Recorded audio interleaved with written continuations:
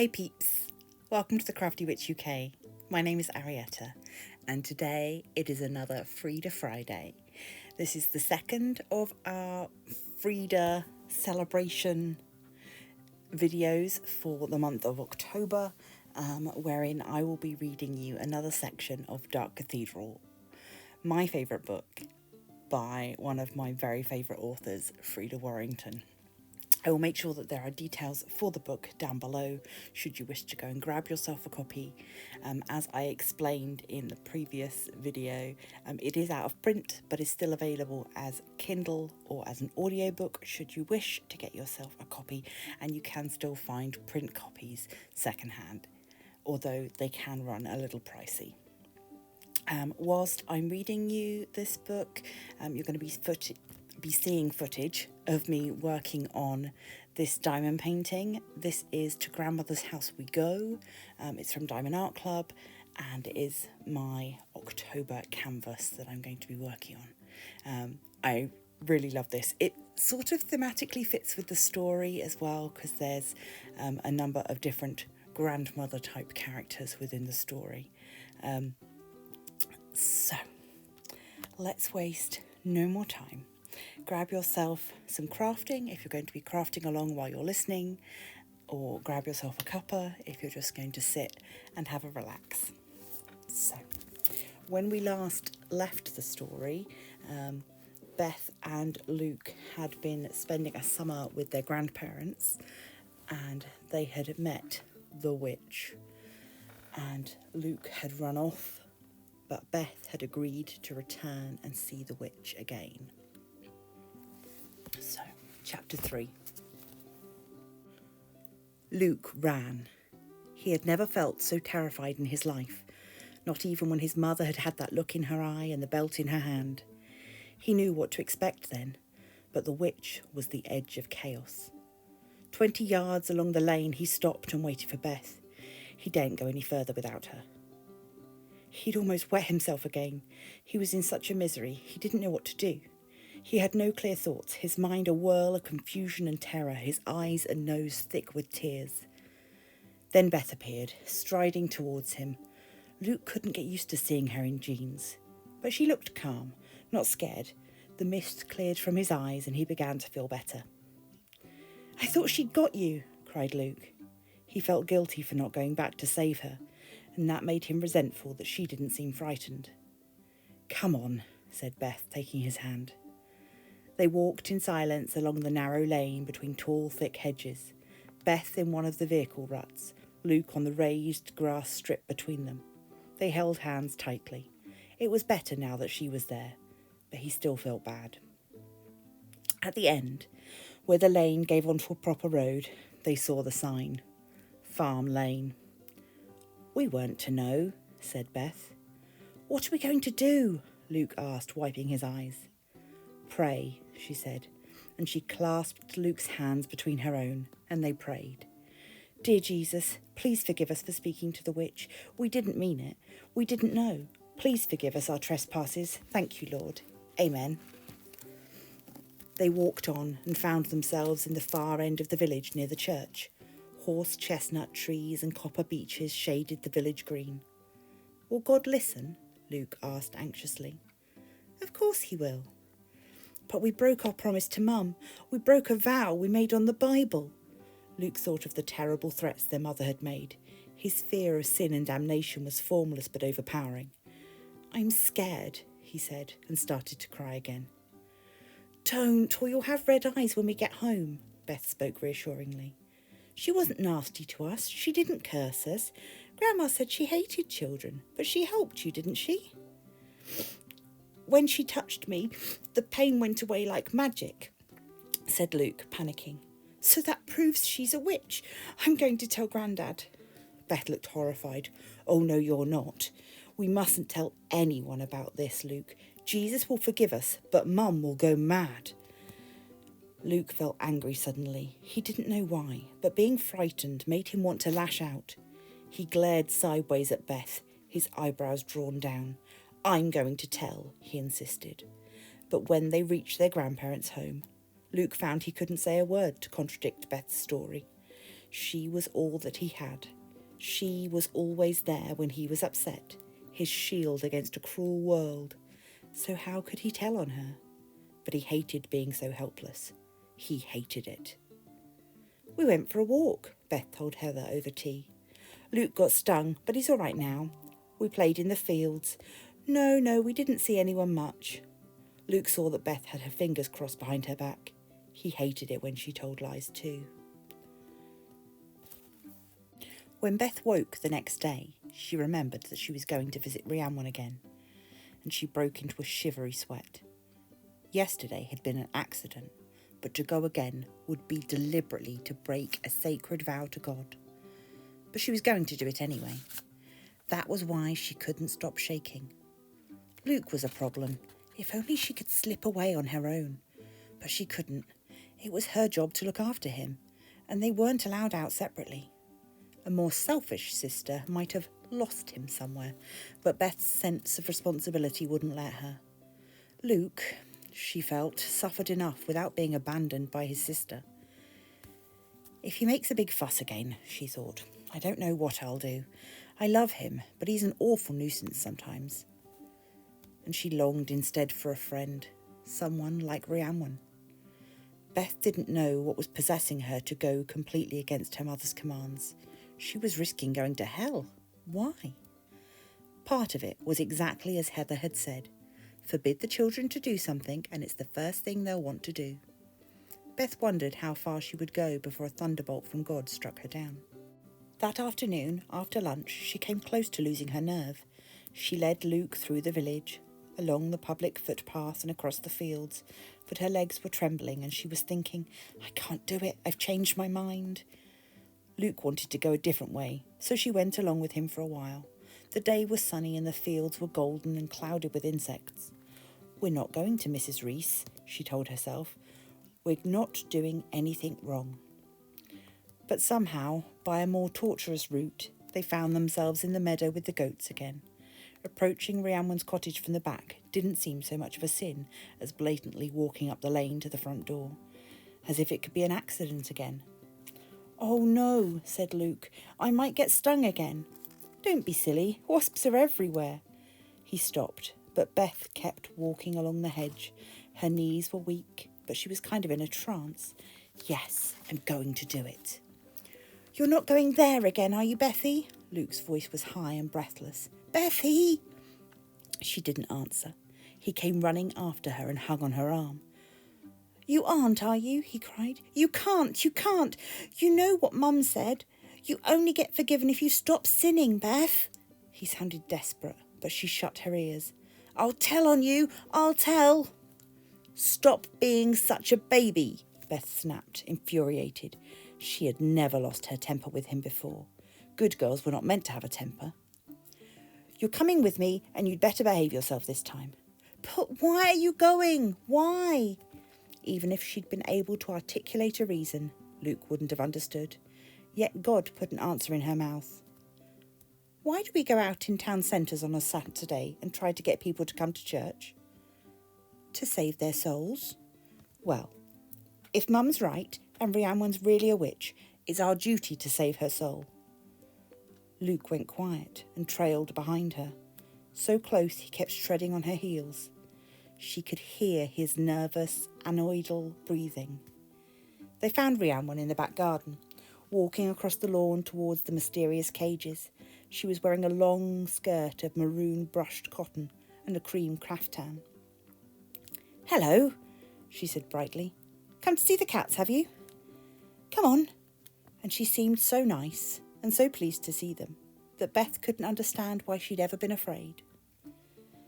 There were 2 long sheds in an L shape, fronted with chicken wire, in which were tiers of large wooden cages.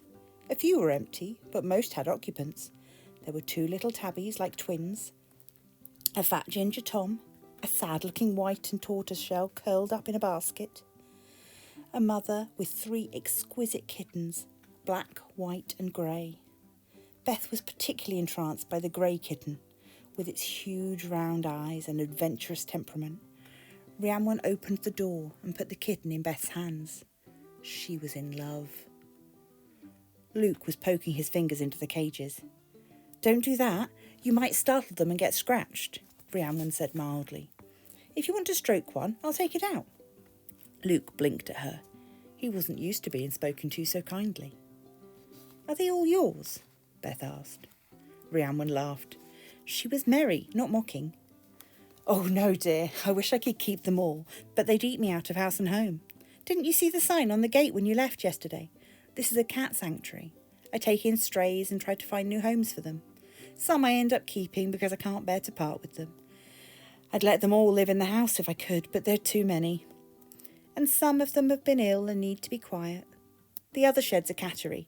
I look after them while their owners are on holiday. Busy time of year. I never get away, but I'd rather do this than anything." One by one, she brought the cats out for them to stroke.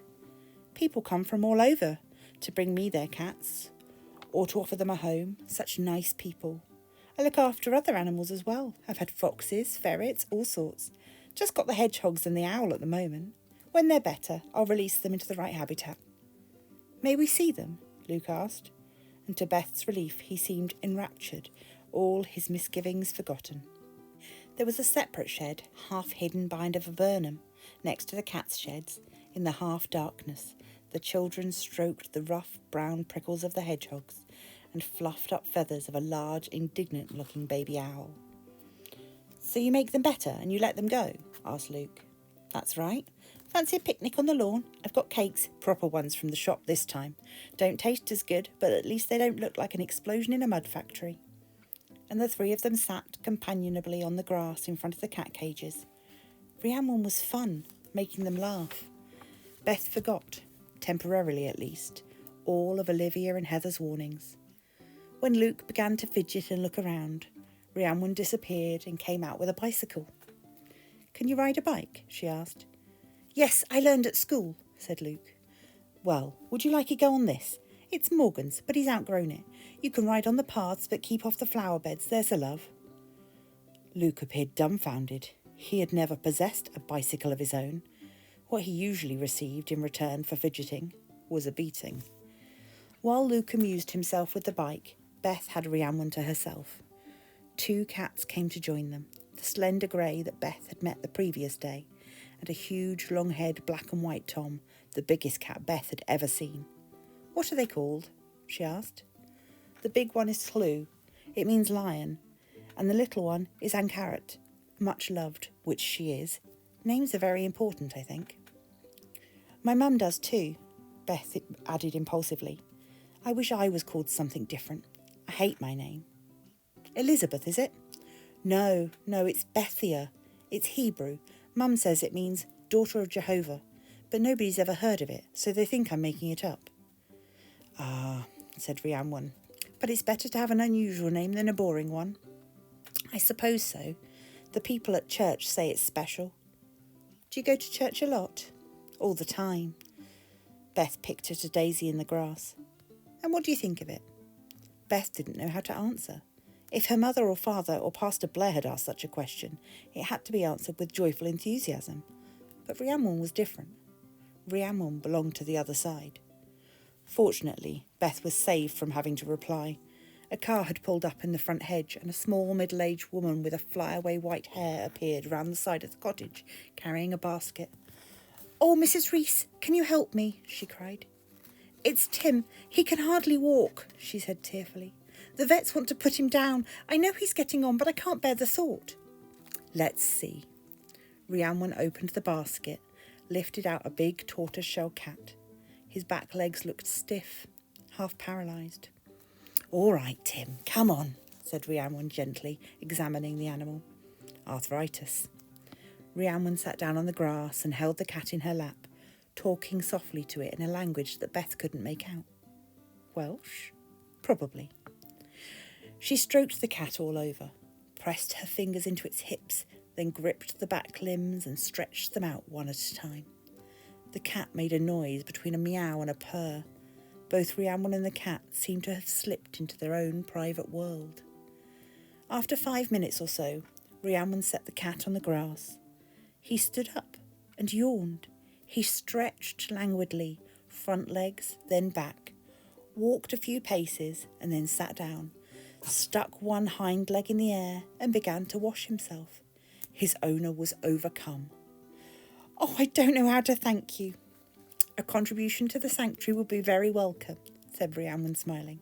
"If he stiffens up again, bring him back. He might need regular treatments." When the overjoyed woman had gone, Beth said, "How did you do that? Was it magic?" "Manipulation. I have a feel for it, see?" Beth wasn't sure what manipulation was. She still thought it was magic. "Can you heal people too?" "I only do animals. Otherwise I'd be trespassing on Dr. Cross's territory, wouldn't I? It wouldn't do for the villagers to come to see me instead of a proper doctor." Rhiannon sounded strange. There was something in her eyes, secrets hidden in still green ponds. Beth became nervous. "You healed Luke?" "Oh, that was only first aid." "The pastor says people can do miracles when the Holy Spirit's working through them. Otherwise it's witchcraft." "There were no miracles in what I do, only common sense. What exactly has your mother told you about me?" Beth looked down. The habit of telling the truth died hard. That you were a witch, and you'd cast spells on us and drink our blood if we spoke to you, and then we'd go to hell." Rhiannon gave a soft, articulated, "Oh." "Beth, I know I've no right to say bad things about your mother, but you know that isn't true, don't you? You're not a little girl. You're almost a teenager. You can think for yourself."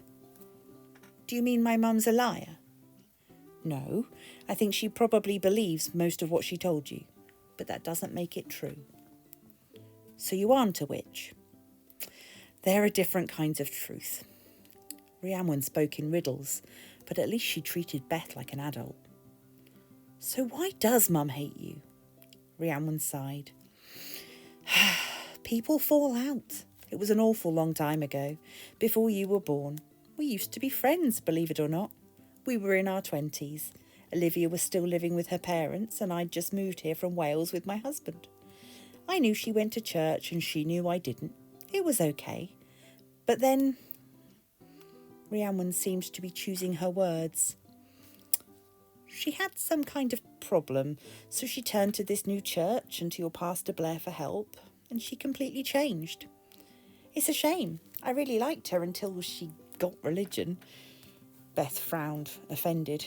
"It's not a disease. She was blessed by the Holy Spirit. That's what the pastor says." "Whatever. We didn't see eye to eye about things anymore. I tried to talk her out of it. Big mistake. Your mother believes that people outside of her church are going to hell, doesn't she?" "Well, they will if they haven't been saved," Beth said. "Well, I don't believe in God, so she thinks I worship the devil."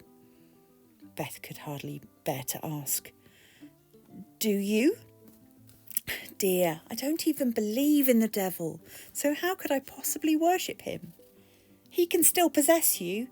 "Oh, can he?" Rhiannon sounded so cynically confident that Beth didn't know what to say.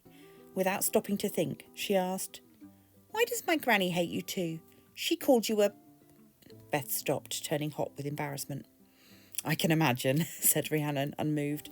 "It's just one of those family things. She takes your mother's side against me. She thinks I'm not respectable like her. But I'm harmless. Honest, Beth, there's no need for you and me to be enemies, is there?" Beth felt sudden tears choking her. "You've got to tell Jesus you repent. Then it will be all right." "Why should I?" "Because I don't want you to go to hell, Rhiannon. I don't." Rhiannon took Beth's hand and gripped it, seeming halfway between laughter and tears. "That is so sweet of you, dear. But you have your beliefs and I have mine. Let's leave it at that, shall we?" "The problem Mum had," said Beth. "What was it?" "I don't know, love. People always have problems. Some seem worse than others. Now, I think you'd better find your brother and be off home, don't you?" "All right." Beth got up to leave, then said, "You know that cat person in the picture over your fireplace? Who is she?" "Why do you want to know?" "She looks interesting." Rhiannon gave her a strange, soft look. "Well, She's an Egyptian cat goddess, and her name is Bast. Is she, for witches? She's nothing to do with the devil, if that's what you think. Bast is an aspect of the great goddess, in one of her many forms. The Egyptians revered the cat as an animal of the sun and the moon and of nature. So Bast is an earth goddess, a bringer of life and fruitfulness. She is meant to protect women in childbirth, but she also reminds us to be playful, instinctive, graceful and independent, like a cat. She reminds us of our connection to nature. She is a goddess of joy. That's why she's my favourite. Oh, said Beth, dumbfounded. I painted it, by the way, said Rhiannon, and clasped her arms over her waist, seeming to shut Beth out. Look, it's not fair of me to make you disobey your mother. If you don't want to visit me again, I'll understand. Don't you want me to come? Beth was hurt, confused. Of course I do. Rhiannon stroked her shoulder. I don't want you to get in trouble, that's all. At the gate, in front of the hedge, Beth turned to look at the sign.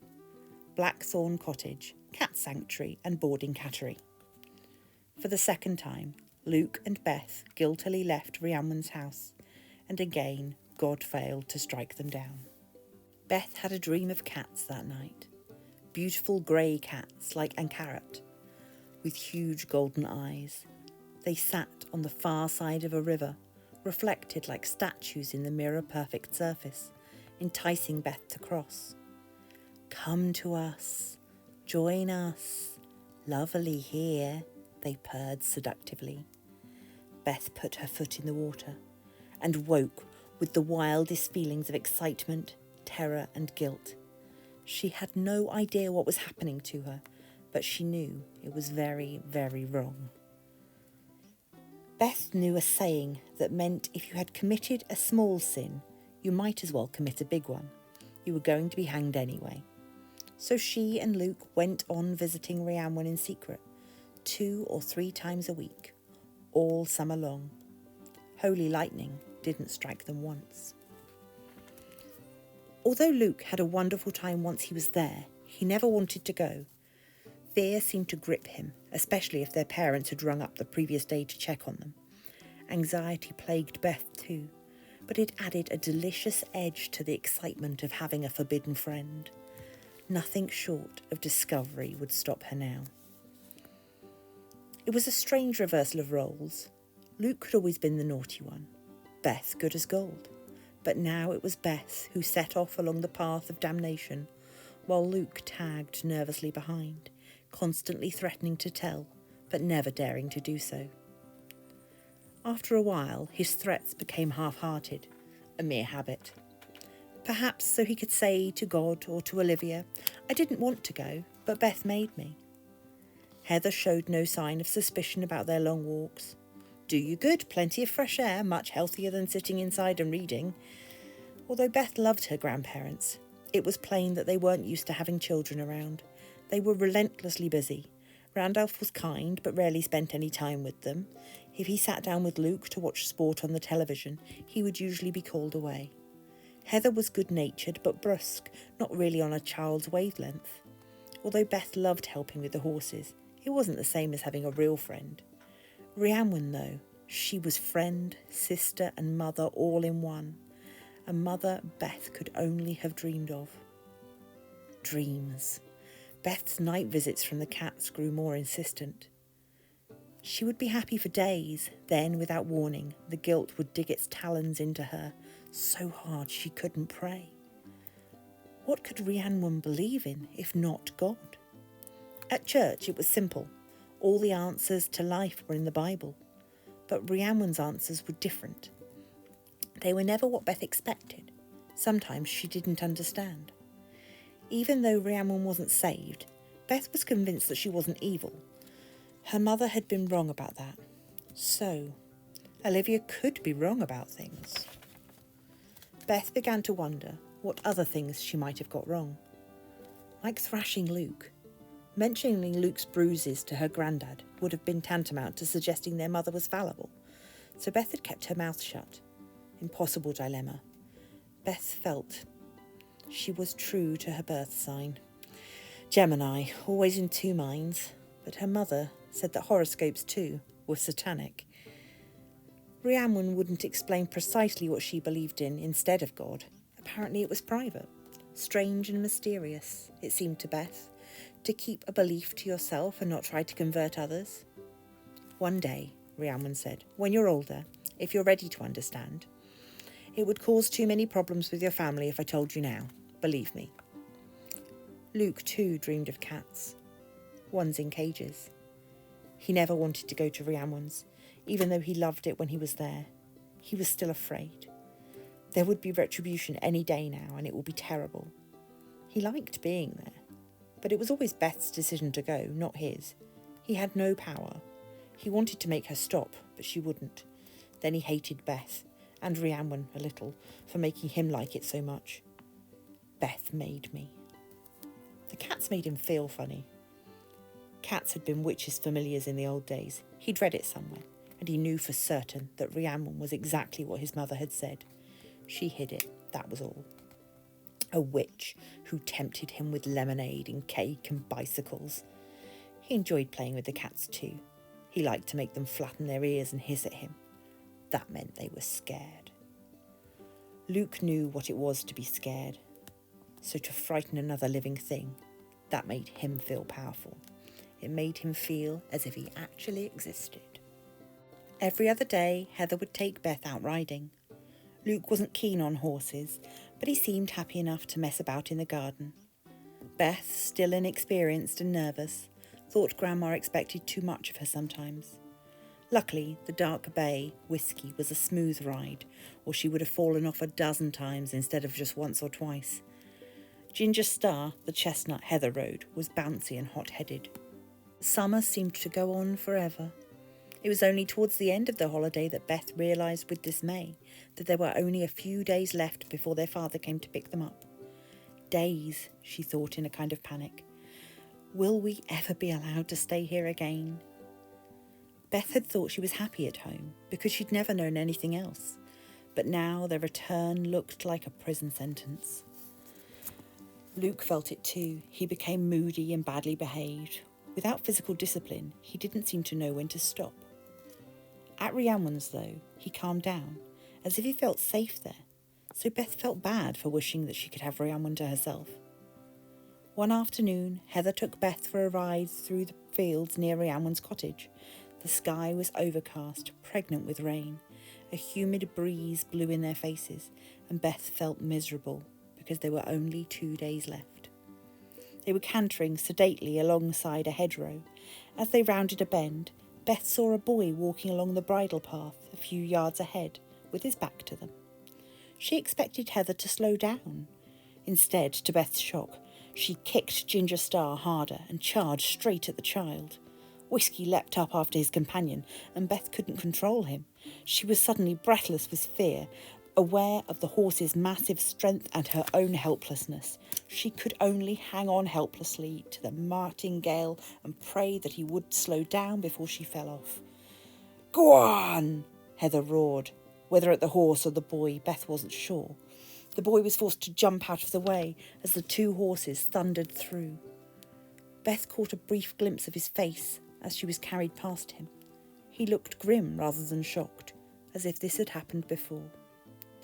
50 yards further on, Heather slowed to a trot. By that time, Beth was hanging on to the front of the saddle, shaken and trembling. She looked round, but there was no sign of the boy. "Grandma, didn't you see him?" she cried. "I saw him," Heather said abruptly. "Why didn't you stop?" "It's a bridle path, not a footpath," Heather growled under her breath. "Bloody people, bloody hippies, degenerates ought to be put down." "Who was it?" No reply. All Heather said was, "Sit down in the saddle, Beth. Heels down, hands down, otherwise you'll come straight off if the unexpected happens." The next day, Beth and Luke went to Rhiannon's for the last time to say goodbye. There had been a storm in the night. Now the sun was peeping through and the world glistened silver. The hedges around the garden, the shrubs, the weeping trees, the climbing plants were lush with the rain. When Beth and Luke slipped through the gate into Rhiannon's garden, he was there. the boy her grandmother had almost ridden down the previous day. He stood looking at them, a barrier between them and Rhiannon, as if he owned the place. Beth's heart faltered. His eyes, too, were green, and he looked through her as if he thought she had tried to kill him. He was dark, like Rhiannon, but there was no red in his hair. He was very good-looking. Beth could see that, even though she wasn't meant to be aware of boys' looks.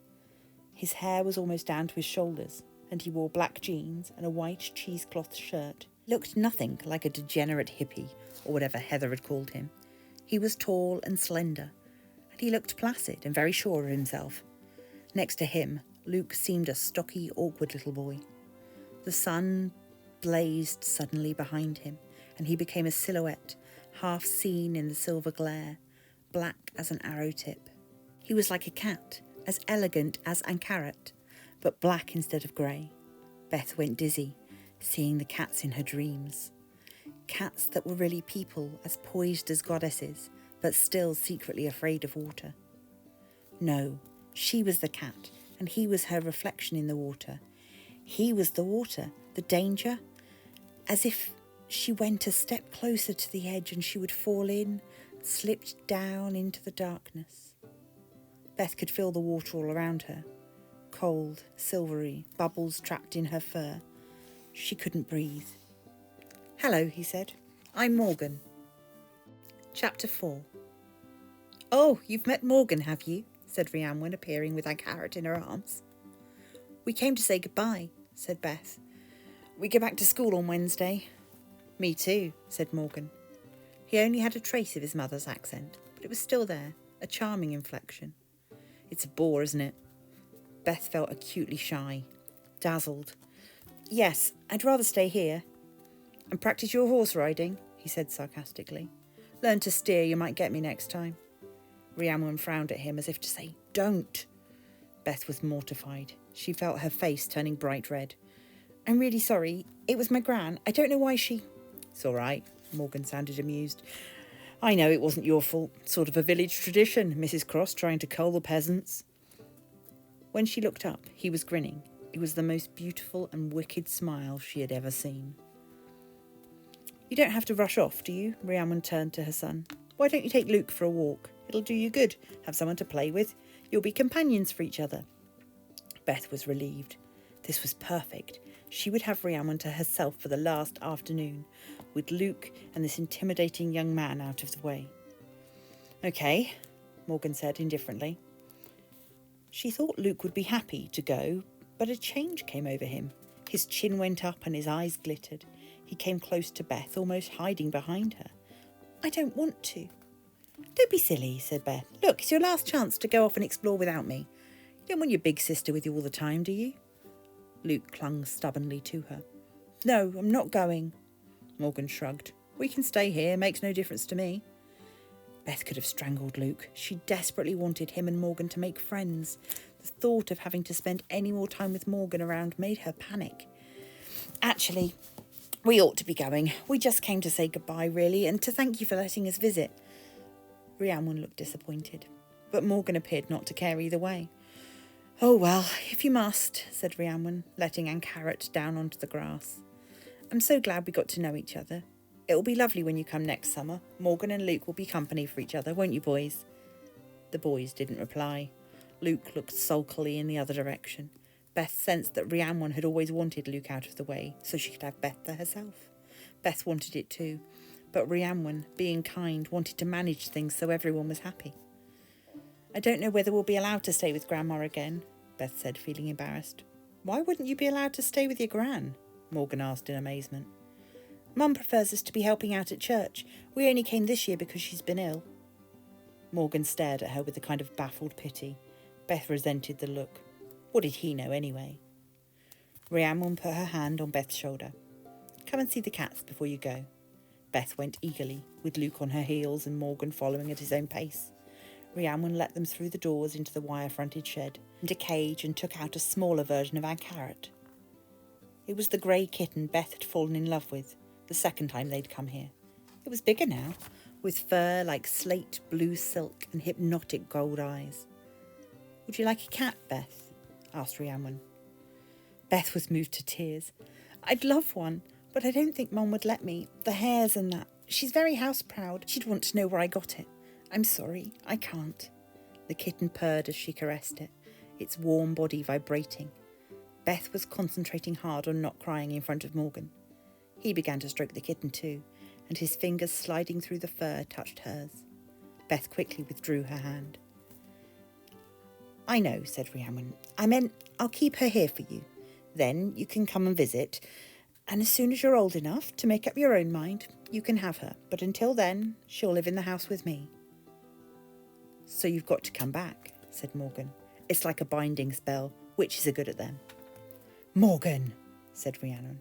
I was only joking. Well, don't joke. Some people don't think it's funny. Rhiannon tilted her head towards Luke, who had his back to them and was staring out through the wire, arms folded. Beth wasn't sure whether he was sulking or genuinely upset by Morgan. So, do you want me to keep her for you, Beth? Oh, yes, please. That would be lovely, Beth said, overjoyed. May I call her Bast, after your goddess? Of course you can. If you don't mind the nickname, said Morgan. Little Bast. Rhiannon looked at him and shook her head. I'll lock you in with the cats if you don't shut up. She replaced the kitten and ushered them out into the garden. Luke clutched Beth's hand, tugging gently to say, Let's go. Take care of yourselves, said Rhiannon. Morgan looked straight into Beth's eyes, and she felt a lightning flicker between her nerves. I hope you can come again next year. He was talking directly to her, not to Luke. So do I, but next summer was a lifetime away. Can I write to you, Beth? No, she cried, alarmed. No, you can't. Mum would go mad if I had letters from a boy. Gripping Luke's hand, she began to pull him away towards the back gate into the field. She looked back once to see them waving solemnly. 2 slim figures with cats around their feet, outlined by shimmering, watery sunlight, blurred by Beth's tears. She was afraid she would never see them again, and even more terrified that she would. They've been absolute angels, Heather said, exaggerating slightly when Philip came to collect the children. Do persuade Livy to let them stay again. I'll do my best, Philip sighed. You know how stubborn she can be. However, I think she rather enjoyed being without them, meant she could spend more time at church. There were no kisses and cuddles goodbye. They were not a demonstrative family. Emotion embarrassed them. But for all her grandparents' briskness, Beth had felt safe here, loved. She felt loved at church, but that was different, like being smothered. As the children climbed into the back of their father's brown Rover, Beth heard Randolph say to Philip, Can I have a word? And they stood on the drive in a huddle with Heather, but Beth wound down the window an inch and listened. Noticed some bruising on Luke's back shortly after they arrived, Randolph was saying. Any idea how it got there? Their father's expression, behind the shining lenses, was unreadable. He clasped his hands in front as if he were in church. The boy's always in the wars, playing sports at school. I used to be permanently black and blue from rugby, weren't you? I suppose so, said Randolph. Just thought I ought to check. Thanks, said Philip. I appreciate it. Beth and Luke looked at each other. Bethy, I don't want to go home, he said pitifully. Listen, she whispered. Once we're home, we never mention you know who, all right? It never happened. Don't be frightened. Nobody knows. We got away with it. God will have seen what we were doing, though, said Luke. Then we'll pray for forgiveness. It doesn't work if you know it's wrong and you keep doing it. All right. It's my fault, not yours anyway. She caught his hand. Pray with me. Almighty God, if you think we've been really bad, send us a sign. Amen. Now, if nothing happens, we know God isn't angry. You can't make bargains with God, said Luke, jerking his hand away. All right back there, Philip said cheerfully as he got in. Yes, thank you, they chorused. Beth said, Did you miss us? Of course we did. I hope you've been good as your grandma says. We tried, said Beth. No, we went to the witch's house again and again and again. Beth looked back into the rectory, her grandparents smiling and waving, watching Lullingford dwindling and disappearing behind a swathe of green fields. How she was going to get through the year she had no idea. The fields dissolved into main roads, factories and shops. There were traffic jams, people surging along the pavements, handsome old buildings and squalid warehouses side by side, and at last, a long straight road of red brick houses. They were home, a big semi-detached Victorian villa, 10 minutes walk from their school and 7 minutes from church. The smell hit Beth as Philip opened the door. Polish mostly, mixed with old paint and cooking. Beth felt homesick for the smell of saddle soap and dogs. Oh, and for joss sticks and burned biscuits at Rhiannon's. The pristine interior, the white embossed wallpaper, gold carpets and old-fashioned furniture with brocade fringes stifled her. Their mother came sedately to meet them, in a flowery dress. She hugged and kissed them, stroking their faces and looking into their eyes as if for signs of spiritual pollution. She looked well, Beth noticed. Her colour had come back and she'd put on a little weight, though she was naturally thin. "I missed you both so much," she said with feeling. "I hope you were good. Did you read your Bible? Oh, Luke, look at your fingernails. Go and wash. And Beth, you can help me make tea. It was such a nuisance not having you around to help." Olivia was in a good mood. Beth and Luke exchanged a speaking look. "It's all right." They could sometimes make her laugh when she was like this. That made the first few days bearable, if depressing. Morning prayers, school, Bible study, church, homework, chores, prayers, bed, the usual routine. Beth prayed the good humour would last, even though she knew from experience that this was not likely.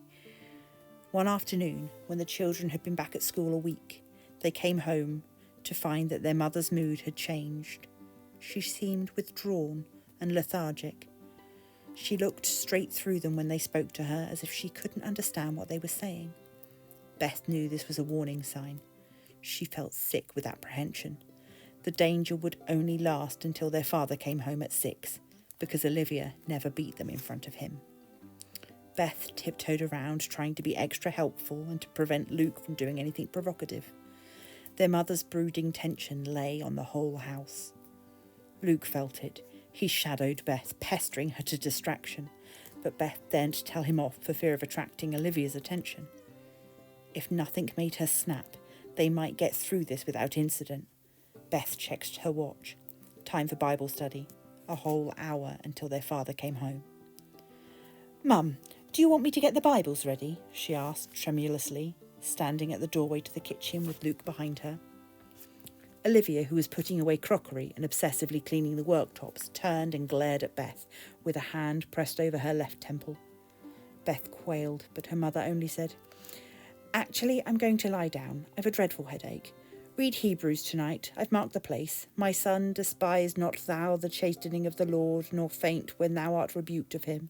For whom the Lord loveth, he chasteneth, and scourgeth every son whom he receiveth. For what son is he whom the Father chasteneth not?" "Yes, Mum," said Beth. "Then you can make your father's tea. Do a fish pie."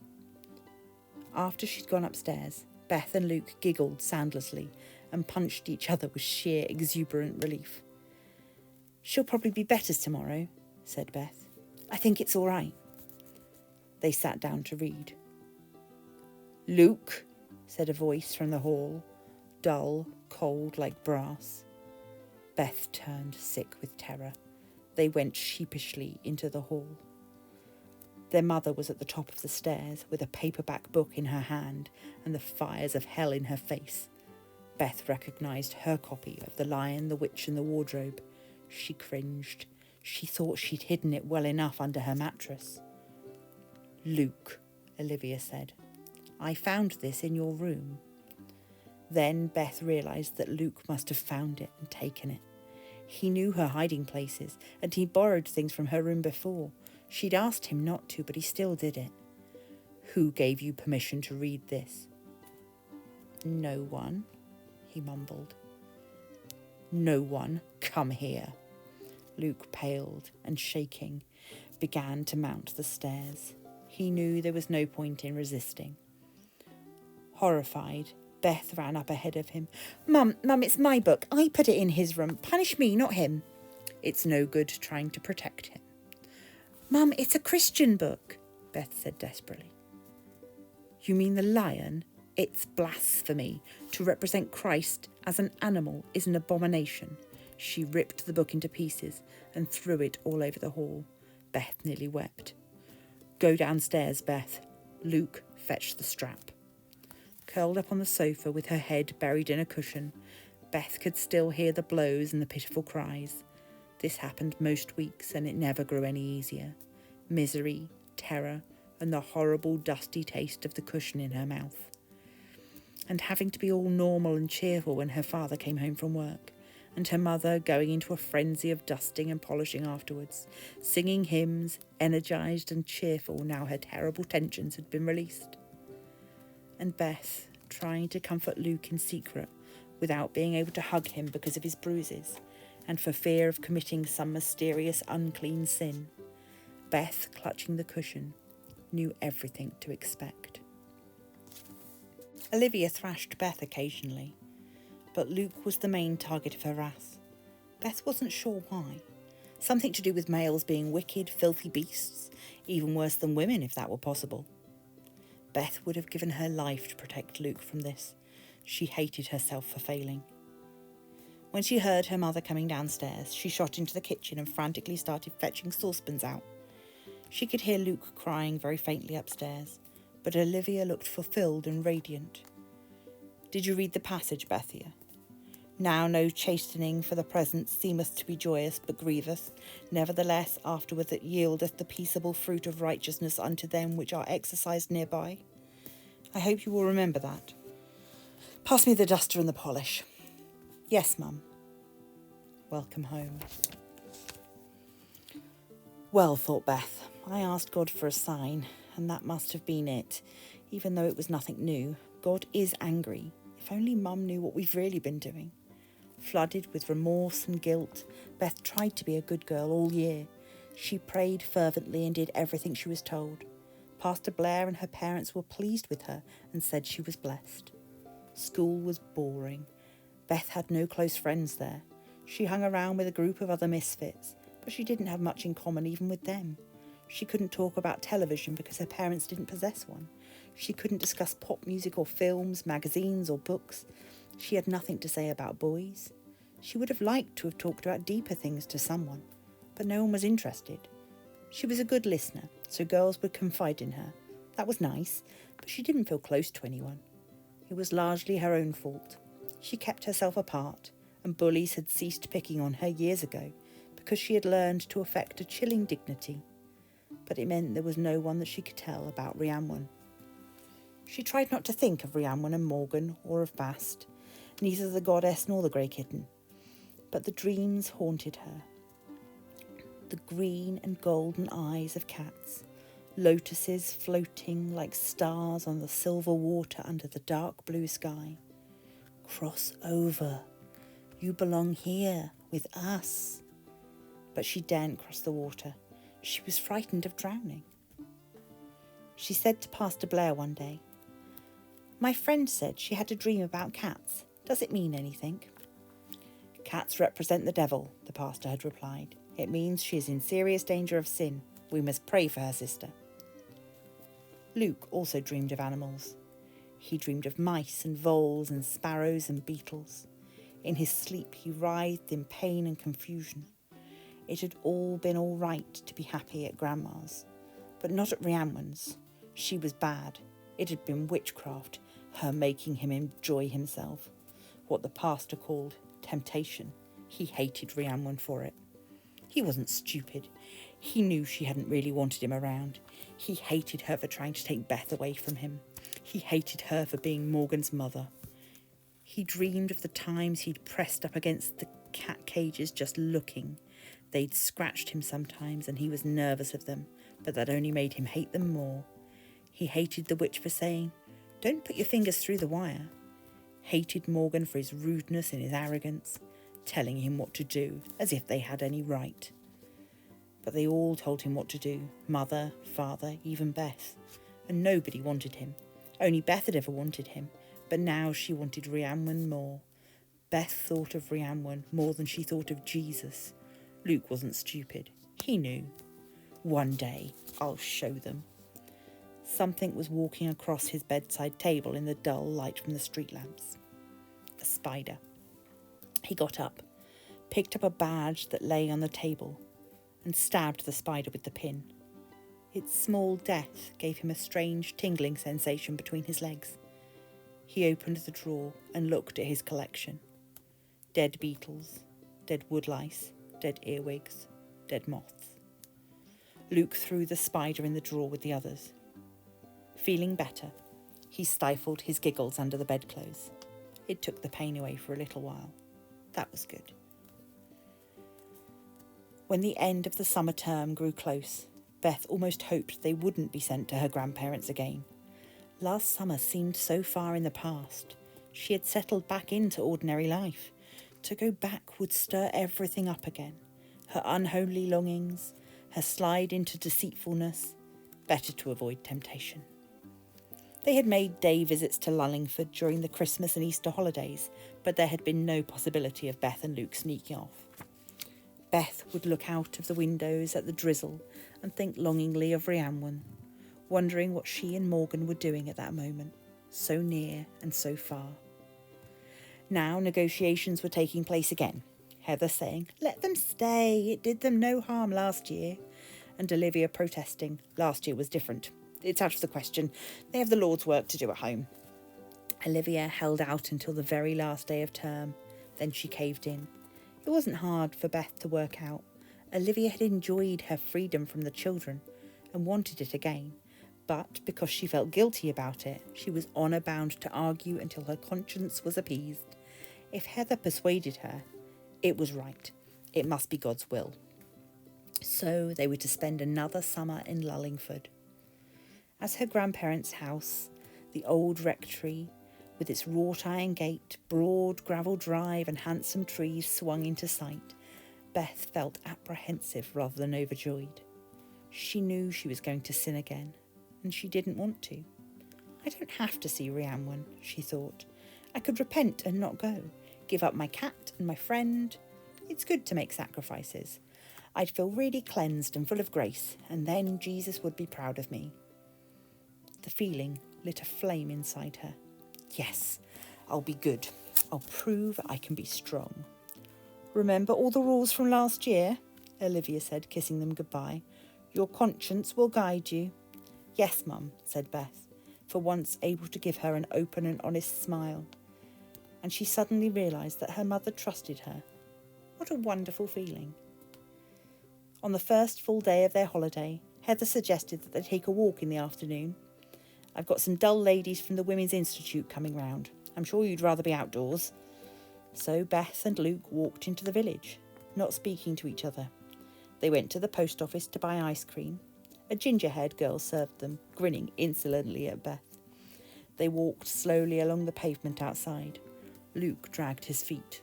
Although he no longer held Beth's hand, he seemed slow to grow up. The gulf between them felt greater than 1 year. You're going to go and see her, I suppose, he said. Do you want to? Asked Beth. We shouldn't. It's still wrong. She's still a witch. Well, I'm not going, she said firmly. Seeing Luke's face light up, Beth knew she'd made the right decision. Why not? Because you're right. It will be a wicked thing to do. That's brilliant, Bethy. I didn't like her son anyway. Then his eyes clouded. What are we going to do instead? Beth felt hollow suddenly. I don't know, she said, subdued. Just go for walks, I suppose. We could join that youth group at the church. Gran said that would be all right. Mum says the C of E aren't saved, said Luke, dragging his hand through cow parsley and the grass verge. Maybe we can save them. They walked through the familiar sunny fields of wheat embroidered with poppies, hedgerows shaded by chestnuts and oaks, but Beth felt empty. There was no exciting forbidden destination now, just an aimless circle. They entered a wood, but she saw only a blur of green leaves and close-set trunks. Clouds covered the sun. When they came out into a clearing on top of a hill, it was spotting with rain. I suppose we better go home, said Beth. Look at this, said Luke. In the centre of the clearing was a huge boulder, shouldering up from the ground, grey with rust-red streaks. It was about 3 feet high and 15 across, giving the impression that its main bulk was concealed underground. Long grasses fringed it. Its surface looked smooth and weather-polished. Luke leapt onto the stone and jumped triumphantly up and down, shouting. Beth walked round it, patiently ignoring him. Little boys, she thought. You shouldn't do that, said a voice from a few feet away. You'll wake up the demons. Beth looked round and saw Morgan coming towards her out of the woods. He was a bit taller, but she recognised him instantly. He was in jeans and a white t-shirt that revealed long, pale, golden arms. Her heart made frantic attempts to dive out of her chest. She couldn't avoid him unless she ran away, but that would look stupid, and she had her dignity. But how could she keep her vow if she spoke to him? Hello, Beth, he said. How are you? He looked pleased to see her. But he seemed so much older than her, so confident of himself, his beautifully expressive and satirical face seeming to subtly mock her. Fine, she said. When did you get here? Yesterday. Are you going to come and see your cat? How on earth could she say no to that? Yes, she muttered. You should see her. She's absolutely beautiful. Luke had stopped jumping and was staring belligerently at Morgan. At least he didn't hide behind Beth this time. Do you know what this is? Said Morgan, coming closer and touching the stone. A bloody great rock, said Luke. It's called a hellstone. It's a pagan worship site. It's sacred to some people. I'd get off it if I were you. Luke jumped down as if he'd been scolded. There are lots of sacred places, if you know where to look, said Morgan. Trees, wells, stones. Are you going to come and have tea with us? It's a really nice walk from here. Luke's face had gone patchy red and white. He began. Bethy, you said... I know, she snapped. Never mind. Yes, we'll come. She didn't know how to say no to Morgan. She felt ensnared. Mum will be so pleased I found you, said Morgan. She really likes you, you know. Your mother lets you off for good behaviour then. No, just glad to be rid of us, I think, said Beth. Morgan led them into the woods. The light was strange, like the intense luminosity of a storm, as if they were underwater. Beth's hands were icy. She sensed God's wrath gathering. She felt that if Morgan and Luke would make friends, as Rhiannon had wanted, it wouldn't be so bad. Luke would have made the decision of his own instead of relying on Beth all the time. So she trailed along behind, trying to force the two boys together, expecting to be left out when they formed a bond. But that didn't work. Instead, Morgan kept waiting for her to catch up and ignoring Luke. Leaves were green jewels in the stormlight. She'd barely been aware of her surroundings before, but in Morgan's presence the woods took on a vivid intensity. He pointed out a delicate plant with nodding flowers. Do you know what this is? Beth wasn't sure. No. Deadly nightshade. There are all sorts of plants you can make medicines out of, even poisonous ones. But you can't just go around picking anything. You have to know what you're doing and the right time to take them. As they went on, Morgan pointed out scores of things she hadn't noticed before. Birds and small animals, insects and fungi. She became acutely aware that everything had a scent, fresh and green, musty or delicate. He drew her attention to tiny wild flowers that she would never have seen otherwise. He wasn't showing off. It was simply that he found all of this fascinating and he wanted to share it. The wood came alive for her, teeming with miracles. Beth began to forget her self-consciousness. She'd never met anyone like Morgan. When he wasn't being sarcastic, he seemed quite nice, thoughtful, knowledgeable. Nothing like Luke, in whom, despite his upbringing, there was an ordinary brash boy struggling to get out. But she couldn't forget that Morgan, like Rhiannon, belonged to the other side. These were arcane things he was telling her, the sort of knowledge the serpent had whispered to Eve. Beth was walking away from God, and she couldn't stop. Luke trailed along behind, swishing at the undergrowth with the stick he'd picked up, his face sullen. He seemed determined to feel left out, and to resent it bitterly. Once or twice Morgan turned and said gently, "Don't do that, Luke, you're damaging the plants." Morgan crouched down at the base of a tree and parted a curtain of leaves to reveal a magnificent shelf of ochre fungus. A huge, brightly patterned spider was traversing it, its body swaying between its long legs. "Look at this," he said. "You don't mind spiders, do you, Beth?" No, I quite like them. I've never seen one like that. Isn't it pretty? Luke came up between them and stabbed it with his stick, crushing the spider and demolishing the fungus. Don't! Cried Morgan, seizing the stick. That was beautiful and you've destroyed it. He was furious. So was Beth. Luke, for heaven's sake, just behave or I'll... You can't do anything, said Luke. You can't even tell Grandma. The spider was still moving, its legs waving from the glue of its mashed body. Morgan stepped on it to end its suffering. For a moment, Beth thought he was going to punch Luke, but then he was calm again. Beth found his self-possession stunning. Come on, don't touch anything else. Luke went ahead, while Beth and Morgan walked side by side. I'm sorry, she said. I don't know why he's behaving like this. It's all right, Morgan smiled at her, dazzling. His combination of maturity, friendliness and equanimity bewildered her. He doesn't like me, does he? And why should he? After a few minutes, Luke waited for them and asked rudely, Why isn't your father ever at home? Luke, Beth said, but he took no notice. Because he's dead, Morgan said evenly. How did he die? Car crash. Was he saved? No, he died, Morgan said dryly, implying that he was only too aware of what Luke had actually meant. I expect he's in hell then, said Luke. Morgan stared at him as calm as ever. Is Luke short for Lucifer? He said mildly. You're Lucifer, not me. Morgan's mouth curled up wickedly at the corners. I didn't finish telling you about the Hellstone. It's a good thing you weren't there after dark, because the good folk come out and dance around it. Beth asked, What do you mean the good folk? The fairies, said Morgan. Luke made a huh sound, but Morgan went on in an eerie tone. Of course, you know the fairies aren't little creatures with wings at all. They're really the ancient gods of Britain. They have horns and tails and they drink the blood of children, especially if you wake them up.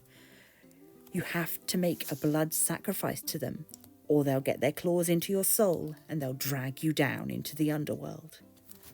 It sounded like a morbid joke, but there was still something in Morgan's voice that turned Beth cold. And Luke, who couldn't see the joke, had gone white. That's a load of rubbish, Luke said shakily. How would you know? We see them all the time, Morgan said offhandedly. They're all right if you make a pact with them. It's like you become one of them. You're a liar. Well, what do you think pagans do? You worship the devil. That's right. We go up there and we dance around the stone naked and we worship the devil. Didn't you see the bloodstains? The infernal fire keeps us warm. That and the satanic orgy afterwards. Liar, Luke screamed. You're a pig. And he rushed wildly at Morgan, pushed him and went charging off through the trees. What's the matter with him? Said Morgan. I was only taking the piss. Beth was angrier with Morgan than she had been with Luke. He was her brother after all. He's just a kid. He takes that kind of thing seriously. Well, he was getting on my nerves. I don't care, she blazed. How could you? And she ran after Luke, feeling purged by the fire of her rage. She'd escaped temptation. She was free. She caught up with Luke at the edge of the wood, where it gave onto the meadow behind Rhiannon's house. It was raining. He faced her aggressively. With his grubby face and his hair sticking up, he looked about 8. But there was something age-old and poisonous in his eyes. You behaved like a little demon, she said. Why were you so rude? I'm ashamed of you. It was him, Luke cried. He worships the devil. He admitted it. He was teasing you. No, he wasn't. He meant it. And you're stupid if you believe him instead of me. He's evil. I knew he was evil the first time we saw him. Luke, you're in a state. Calm down. Let's go home. We'll be soaked soon. Beth put her hand on his arm, but he shook her off. You can sod off. I'm going to tell Mum about you and Rhiannon. Oh, no, you're not. Beth was furious. This was the first real argument they'd ever had, and it scared her, but she couldn't stop. Perhaps this was how he made Olivia feel. You won't say a word, or we'll both be in trouble, and you'll get it worse.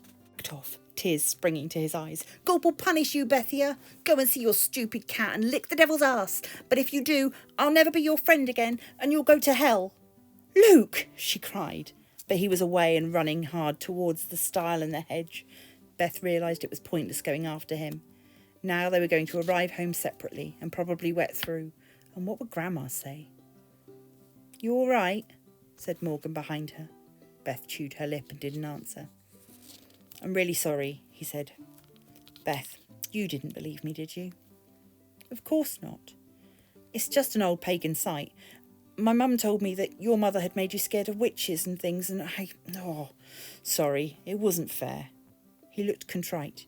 The rain shone in his dark, soft hair like stars. In a pulse beat, her perception of the woods changed. She could feel spirits moving in the trees, leaves dripping with dew, bark oozing sap like honey and the sweetness of it on her tongue, and the millions of diamond eyes watching her and the voices whispering, "Come to us. You belong." And the rain, warm and silvery on her skin. Beth, you okay? Morgan said anxiously. You went kind of blank. The world slipped back to normal, but her heart was racing. I'm fine. You don't like me, do you? He sighed. I thought so last time. I like you, she said weakly. But you're strange. Not half as strange as you, he smiled. She was beginning to realise that his teasing was not malicious after all. Don't be scared of me. I don't bite. Do you know you're incredibly pretty, Beth? No, I'm not. Mum says I'm plain. Oh, must be me then. I'm a bit short-sighted. I won't look too closely in case I get a fright. A laugh escaped Beth's lips. The rain grew heavier, hissing through the trees. Let's go in the house and dry off, said Morgan. As they walked down the slope of the meadow, she asked, You know what you said about your father? Was it true? Yes, he died about 2 years ago. I'm sorry. Thanks, but I never met him, actually. How awful. Why not? Because he fell out with my mother and left her before I was born. I don't know how anyone can fall out with Rhiannon, but some people manage it. She has men friends, but never anyone serious. I'd hate it if she got married again. Is that selfish? Beth didn't know what to say. Morgan had a way of suddenly becoming wrapped in his own thoughts. They were at the gate of Rhiannon's garden. Here we are, he said. Bast is waiting for you. It was as if she had never been away. When Beth gained Morgan as a friend, she lost Luke. Contrary to her fears, Luke didn't give away her secret. Arriving home a couple of hours after him, having got soaked again on the way back, Beth found he'd simply told Heather that they'd had a quarrel. Heather dried her off with tea towels as if she were a wet dog. She wasn't cross in the slightest. Well, I don't see why you have to go about manacled together anymore. You're both sensible enough to go out separately if you want. How are you going to grow up otherwise? In the night, Luke came into Beth's room with glittering eyes. You don't care about me, he said. If you're friends with the witches, you can't be friends with me. Don't be daft. I'll always care about you. I'm your friend. I'm your sister. No, it's him or me. You promised you'd never leave me. I haven't left you. Oh, yes, you have. Secretly, Beth knew he was right. She was a sinner now.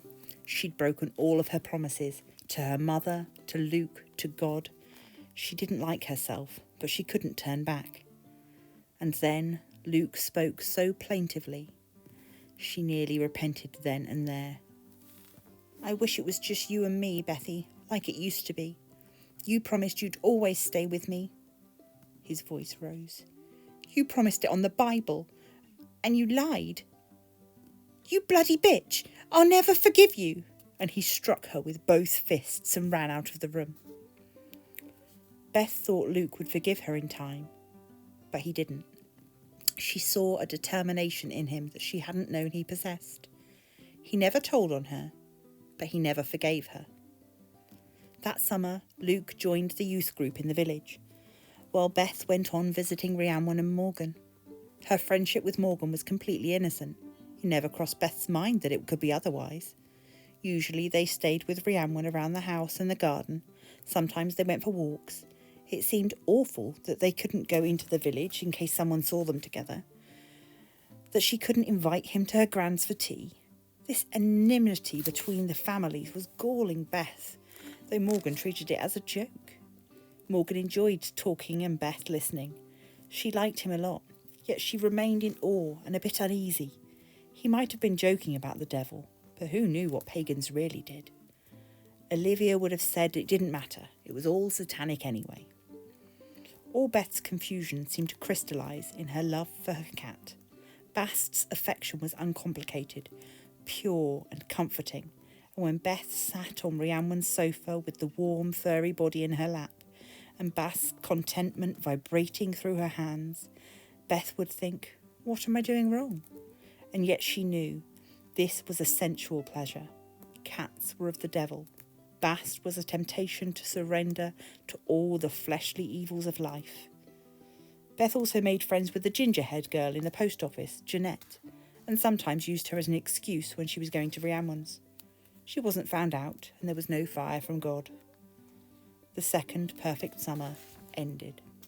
Home to grey skies, grey streets, church and schoolwork.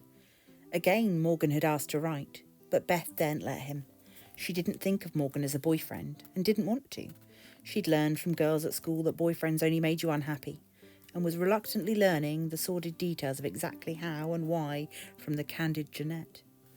As Luke grew older, Olivia was finding fewer excuses to beat him.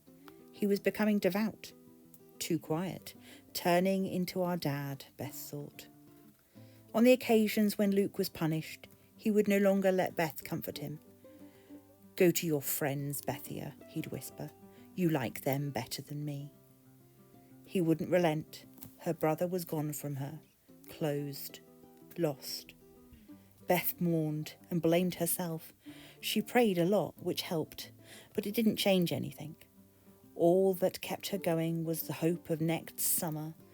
In other words, the prospect of compounding all of her lies, deceptions and sins. I worry about those children, Rhiannon said a few days after Beth had gone back to school. She stood watching Morgan, who had an injured bird in a box on the kitchen table, and was carefully feeding it with a dropper. Late sunlight came in, feathering his hair with gold. Rhiannon was proud of how attractive her son had turned out, but it also made her apprehensive. Trouble is, the more I try to help them, Beth anyway, the more I risk getting them into trouble with her family. They're all mad if you ask me, said Morgan. It's ridiculous, Beth having to come here in secret. That Luke's a deranged little shit, and as for that grandmother... Yes, well, I have you to thank for the fact that Luke won't come near us, said Rhiannon sharply. I didn't know he was going to take it so seriously. You should have more sense. You can be really cruel sometimes, Morgan. He straightened up and looked at her. I've said I'm sorry. Mum, he was appalling. I only gave him a little light torment. I didn't know he was going to run screaming for the hills. Rhiannon sighed. Well, it's his mother's fault he's like that. It's a miracle Beth seems relatively normal. Morgan leaned down to his patient again. I really like Beth, he said. Morgan? Yes, Mum. She's a lot younger than you. Only 2 years. I want you to bear in mind, she's only a child. She needs a friend, a brother, someone she can trust. Treat her like a little sister, won't you? Of course, he said, wounded. What else? Don't forget what I've said. With a mother like hers, she needs a friend. I don't actually think Olivia's fit to bring up children, but what can I do? It's none of my business. What is it with you and her? I told you. Difference of opinions, she said steadily. A long time ago, but her family can't forgive me. They'd like me out of the district so they don't have to think about me anymore, but I'm not going. Persecution of the village witch? You should curse them and have done with it. You know I don't believe in that kind of thing. If it doesn't work, it's pointless, and if it does, it's a hideous thing to do. I don't hate them. Anyway, I like Olivia in an odd way. She's so black and white. She doesn't patronise me like the vicar does, as if I'm some lost sheep who needs to be herded back into the fold. She tells me to my face I'm going to hell. She sees me as an adversary, in other words, an equal. I like that. Gives you a sense of purpose. Oh yeah? What purpose would that be? Rhiannon smiled, slowly. There are other kinds of magic. I can take Beth and turn her into Olivia's worst nightmare. It's very easy. Just tell her what we believe and let her make a choice. And this is where we will stop for this week. So I hope that you have enjoyed hearing another little extract from the lives of Bethia and Luke, Rhiannon and Morgan. And we will continue next Friday with the next chapter. So, as we did last week, I want to finish off by introducing you to another one of Freda's books. This time, I'm going to give you the blurb from A Taste of Blood Wine. This was originally published in 1992. So, A Taste of Blood Wine. 1918. A First World War battlefield becomes the cosmic battleground for two vampires, as Karl von Wultendorf struggles to free himself from his domineering maker, Christian. 1923. Charlotte Neville meets her father's handsome new research assistant, Karl. It is the beginning of a deadly obsession that sunders her from her sisters, her father, and even her dearest friend. So if this has sparked your interest, it's worth knowing that A Taste of Blood Wine is followed by 3 other books. There is a Dance in Blood Velvet, The Dark Blood of Poppies, and The Dark Arts of Blood. So those are all available on Amazon, and I'll pop some links down below for you. So that is all from me for this week. Thank you so much for joining me. Please do go check out Freda's links, which are down below. And if you want to support the channel, you can of course do so by checking out the Patreon or YouTube membership, or for free by liking, sharing and subscribing. Every little helps. Thank you so much, and until next time, keep reading and stay crafty.